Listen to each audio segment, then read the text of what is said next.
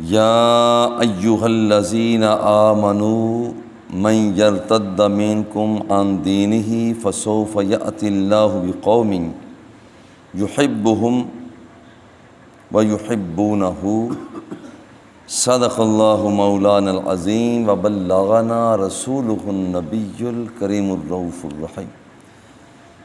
ہمارے مسلسل دروس کا عنوان محبت الہی کے حوالہ سے کہ اللہ جل جلالہ کے ساتھ پیار، محبت، چاہت اور امتثال امر، حکموں کی تعمیل، اس کا مقام کیا ہے۔ اور آج کے درس قرآن و سنت کا عنوان بھی اللہ رب العزت کے ساتھ پیار کی فضیلت، بلندی، سرفرازی اور اعزاز سے متعلق ہے۔ سورہ المائدہ میں اللہ جل جلالہ نے ارشاد فرمایا، اے ایمان والو، من یرتد منکم عن دینہ، جو شخص اپنے دین سے پھر جائے گا، یاد رکھنا، فسوف یأتی اللہ بقوم یحبہم ویحبونہ، ان قریب رب ذوالجلال ایسے لوگوں کو ظاہر کر دے گا کہ جن کے ساتھ اللہ جل جلالہ پیار کرتا ہوگا اور وہ لوگ اپنے رب سے پیار کرنے والے ہیں۔ اللہ کا پیار کرنا، بندوں کا اس سے پیار کرنا بہت بڑی بات ہے۔ حضور علیہ الصلوۃ والتسلیم نے ارشاد فرمایا، ان اللہ یقول، اللہ فرماتا ہے، حدیث قدسی ہے، قد حقت محبتی للذین یتحابون من اجلی، رب ذوالجلال نے فرمایا جو شخص میری خاطر محبت کرتے ہیں، ان کا اپنا کوئی مقصد نہیں ہوتا، وہ میری خاطر محبت کرتے ہیں، قد حقت محبتی، پھر انہیں مبارک ہو کہ میری محبت ان لوگوں کے لیے لازم ہو گئی۔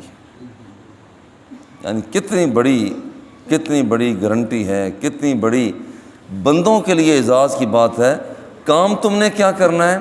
خالصتاً محبت میری خاطر کرنی ہے، اور وہ میں جو شخص میری خاطر محبت کرتا ہے، قد حقت محبتی للذین یتحابون من اجلی وقد حقت محبتی للذین یتصافون من اجلی، اور وہ لوگ جو ایک دوسرے کی خیر خواہی کرتے ہیں، خیر سے گالی کرتے ہیں، ایک دوسرے سے پوچھ گچھ کرتے ہیں، اور پیش نظر کیا ہوتا ہے کہ میرا اللہ راضی ہو جائے۔ رب ذوالجلال فرماتا ہے تمہیں مبارک ہو کہ تمہارے لیے میری محبت پھر بھی لازم ہوگی۔ تیسرا فرمایا، وقد حقت محبتی للذین یتظاہرون من اجلی، وہ لوگ جو ایک دوسرے سے ملاقاتیں خالصتاً میری ذات کی خاطر کرتے ہیں، اپنا مقصد نہیں ہوتا، میری ذات کی خاطر محبت کرتے ہیں، ملاقاتیں کرتے ہیں، فرمایا کہ ان ملاقاتیوں کو مبارک ہو کہ ان کے لیے بھی میری محبت لازم ہو۔ لہذا اگر کسی سے ملنے کے لیے جایا جائے، اپنی غرض نہیں بلکہ غرض پیش نظر یہ ہو کہ میرا اللہ میرے ساتھ راضی ہو جائے۔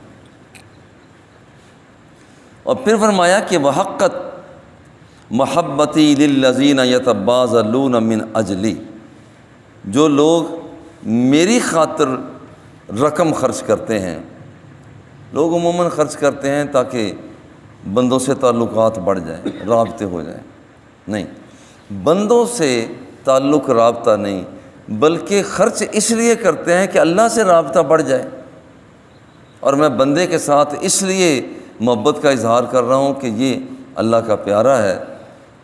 تو رب ذوالجلال ارشاد فرماتا ہے اس بندے کو بھی مبارک ہو کہ اس کے لیے بھی میری محبت لازم ہو۔ وحقت محبتی للذین یتناصرون من اجلی، اور فرمایا کہ جو لوگ ایک دوسرے کی مدد اس لیے کرتے ہیں کہ ہمارا رب راضی ہو جائے، ان لوگوں کے لیے بھی مبارک کی بات ہے کہ ان لوگوں کے لیے بھی میری محبت لازم ہو گئی ہے۔ جس کا مطلب یہ کہ بندہ کام اپنی خاطر نہ کرے، اللہ کی خاطر کرے۔ یہ بندے بیچارے کیا صلہ دے سکتے ہیں؟ مثلا میں آپ سے، آپ مجھ سے صلہ کی توقع رکھیں جناب، یہاں پر زیادہ ہمارا صلہ کیا ہوگا؟ بھائی اعزاز دے دینا، پیار کر لینا، پروٹوکول دے دینا، ہمارا صلہ تو یہی ہو سکتا ہے نا۔ مگر اللہ جل جلالہ کی طرف سے جو صلہ ملتا ہے وہ بے پایہ صلہ ہوتا ہے۔ وہ تو رب الجلال جنت الفردوس میں بھی پہنچا کر فرمائے گا کہ بتا تجھے اور بھی کچھ چاہیے؟ صلہ تو اس کی طرف سے ہوا۔ جب بندہ کہے گا نہیں مولا کچھ نہیں چاہیے، نہیں چاہیے، نہیں، اللہ بار بار فرمائے نہیں کچھ تو چاہیے، نہیں کچھ تو چاہیے، نہیں مولا کچھ بھی نہیں چاہیے، کچھ بھی نہیں چاہیے۔ بالآخر رب ذوالجلال اپنی ذات سے اپنے حجاب کو دور فرما دے گا۔ یہ اس کا مقام ہے، اس سے صلہ رب ذوالجلال سے چاہا جائے۔ حضور علیہ الصلوۃ والتسلیم نے ارشاد فرمایا لا یحق العبد حقیقت الایمان حتی یغضب للہ ویرضی للہ۔ جو شخص چاہتا ہے کہ میں ایمان کی حقیقت کو پالوں کہ ایمان کیا ہے، میں ایمان کی حقیقت کو پالوں، وہ کیا کرے؟ اللہ ہی کی خاطر وہ کسی سے لڑائی کرے اور اللہ ہی کی خاطر کسی سے محبت کرے۔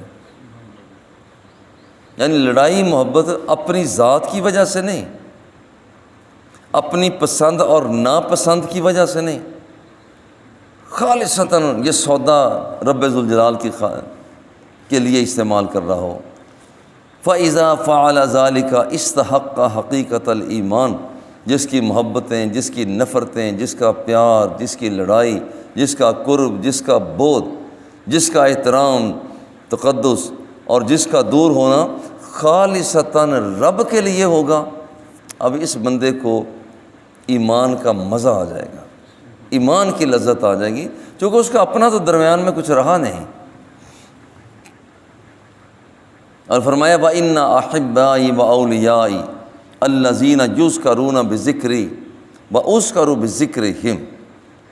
اور ساتھ ایک اس حدیث میں اور بھی اضافہ عطا فرما دیا وَإِنَّ أَحِبَّائِي وَأَوْلِيَائِي۔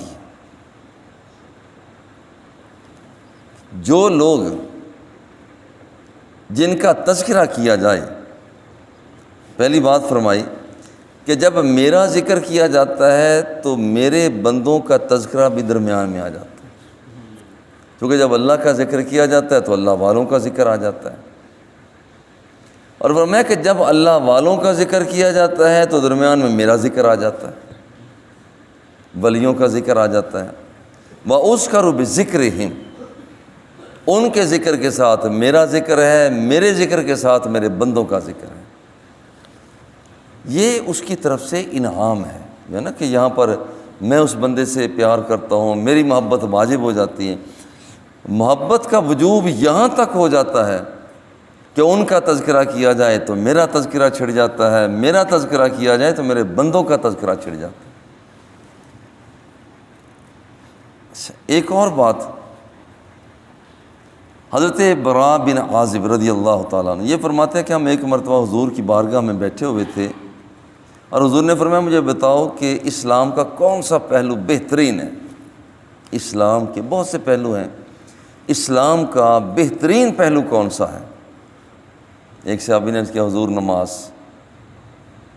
آپ نے فرمایا ٹھیک ہے ٹھیک ہے، قال حسنۃ وما ہی بہا، مگر میں یہ نہیں پوچھ رہا، مطلب ہے کہ نماز بھی ٹھیک ہے مگر میں جو پوچھ رہا ہوں وہ اور پوچھ رہا ہوں کہ اسلام کا بہترین پہلو کون سا ہے؟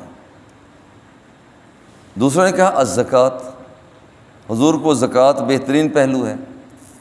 فرمایا حسن ٹھیک ہے مگر میں کچھ اور پوچھ رہا ہوں۔ ایک تیسرے صحابی بولے صیام رمضان، حضور رمضان شریف کے جو روزے ہیں نا یہ اسلام کا بہترین پہلو ہے۔ آپ نے فرمایا ٹھیک ہے وما ہوا بھی، مگر میں نے یہ نہیں پوچھا، میں کچھ اور پوچھنا چاہ رہا ہوں۔ اچھا پھر اور صحابی بولے الحج، حضور اسلام کا بہترین پہلو وہ حج ہے۔ سرکار نے فرمایا حسن وما ہوا بہ، یہ بھی ٹھیک ہے، اسلام کا بڑا روشن پہلو ہے، مگر میں کسی اور پہلو کی بات کر رہا ہوں۔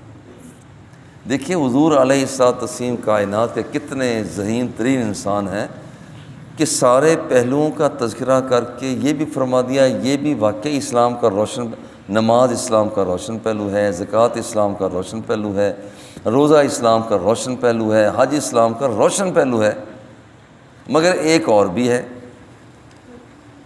قال ان اوسط عر الایمان ان تحب فی اللہ وتبغض فی اللہ، اسلام کا روشن ترین پہلو یہ ہے کہ اے بندہ خدا، روشن ترین پہلو یہ ہے ان تحب فی اللہ، کہ تیری محبتیں صرف رب کی حوالہ سے ہوں، صرف اللہ جل جلالہ کے حوالہ سے ہوں۔ محبت کسی سے کرے اس لیے کہ میرا رب راضی ہو جائے، وَتُبْغِضَ فِي اللَّهِ، اور اگر کسی سے نفرت بھی کرے تو صرف اس لیے کرے کہ میرے اللہ کا حکم ہے، میرا اللہ راضی ہو جائے۔ اور بالکل اسی طرح سے یہاں پر جو شخص یہ چاہتا ہے کہ اللہ رب العزت کی بارگاہ میں اعزاز حاصل ہو، تو حضور علیہ الصلوۃ والتسلیم نے ایک آدمی کو جو ڈگری عطا فرمائی، ہمارے یہاں جیسے ڈگریاں عطا ہوتی ہیں، جناب یہ اسے میٹرک کر لیا، اس کے پاس ایف اے کی ڈگری ہے جی، بی اے کی ڈگری ہے، ایم اے کی، ایم فل ہے جی، پی ایچ ڈی کی ڈگری ہے، یہ بندہ جی انجینئرنگ کی ڈگری اس کے پاس، جی ڈاکٹریٹ کی ڈگری اس کے پاس ہے۔ ایک ڈگری اور بھی ہے، جب حضور کی بارگاہ میں حضرت سالم رضی اللہ تعالی عنہ کا ذکر ہوا، یہ حضرت ابو حذیفہ کے خادم تھے، غلام تھے، آپ نے فرمایا ان سالما شدید الحب للہ تعالی، بھائی سالم بہت اچھا بندہ ہے، یہ اتنا اچھا بندہ ہے کہ یہ سالم جو ہے اللہ رب العزت کی ذات کی خاطر ہی محبت کرنے والا ہے، شدید الحب للہ تعالی، خالصتاً اللہ کی خاطر محبت کریں، یہ اسے کسی اور سے نہیں ہے، جب کس سے محبت کرتا ہے تو خالصتاً رب کی خاطر کرتا ہے۔ یہ بہت بڑی ڈگری ہے کہ اگر کسی کے ساتھ محبت صرف اس لیے ہو جائے کہ میرا اللہ راضی ہو جائے۔ اور اگر ہمارے معاشرہ میں صرف ایک یہی بات، یہ کتنی بڑی ڈگری ہے، کتنی بڑی ڈگری، سب ڈگریاں لینے کے لیے لوگ کشاں بھاگے جا رہے ہیں، مگر اس ڈگری کے حاصل کرنے کے لیے لوگ عموماً توجہ نہیں کرتے۔ آئیے اللہ ہی کی خاطر محبت اور اللہ ہی کے لیے نفرت، اللہ ہی کے لیے قربت، اللہ ہی کے لیے دوری، اللہ ہی کے لیے کسی کو اعزاز دینا اور اللہ ہی کے لیے کسی کے اعزاز سے دستبردار ہونا اختیار کریں، تاکہ یہ جو ڈگری حاصل ہو خالصتاً محبت اور پیار اللہ ہی کے لیے ہے، بہت بڑا مقام ہے۔ اللہ جل جلالہ ہم سب کا خاتمہ ایمان پر فرمائے۔